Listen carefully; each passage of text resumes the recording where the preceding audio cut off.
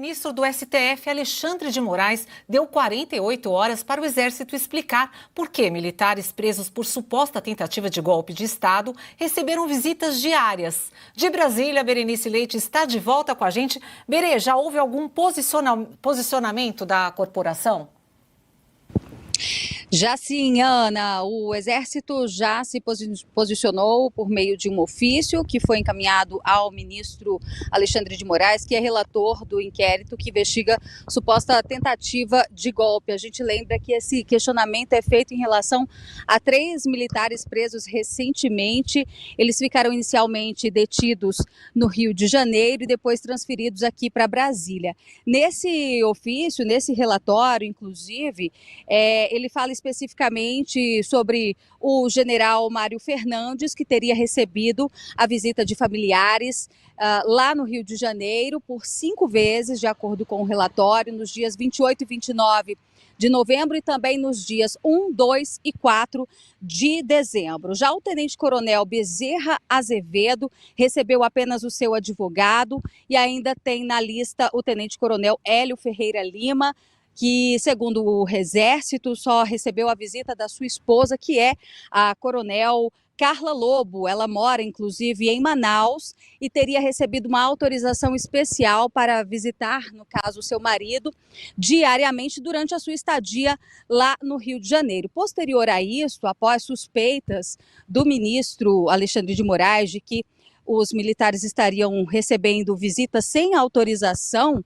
ele transferiu os 3 aqui para Brasília. Esse relatório que dá conta sobre as visitas aqui da capital federal, que eles receberam após serem transferidos para cá, ainda não foi entregue. Lembrando que o ofício solicitando essas respostas em relação à suspeita de visitas fora de autorização, fora das regras, esse prazo termina hoje, então acreditamos que muito em breve seja apresentado aí todas as respostas solicitadas pelo ministro Alexandre de Moraes. Ana.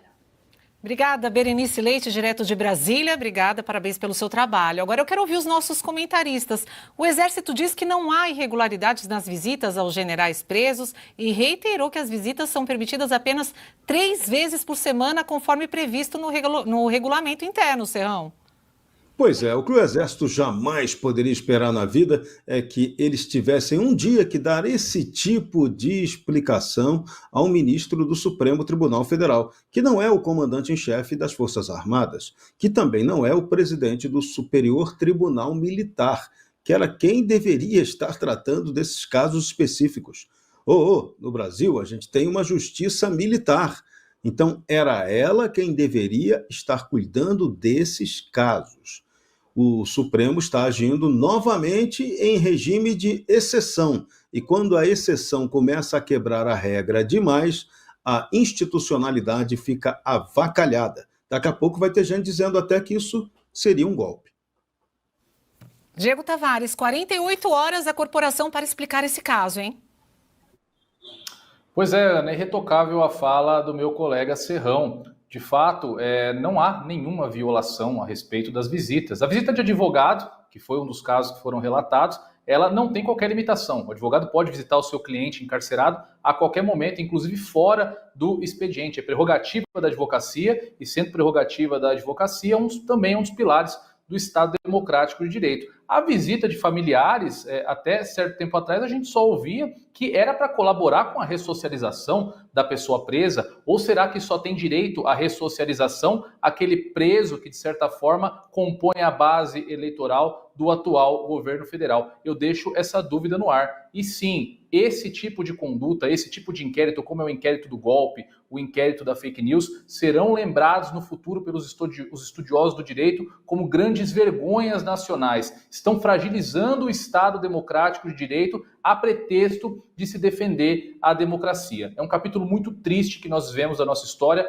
e, sinceramente, eu, como advogado, tenho pena dos atuais estudantes de direito. Está sendo muito difícil ensinar direito no Brasil, principalmente o processo penal, com esse tanto de violações que nós observamos dia após dia nesses julgamentos que tramitam irregularmente no Supremo Tribunal Federal, que não teria competência, a princípio, para ser juiz natural dessas causas, e com tantas violações de direitos e garantias fundamentais básicos.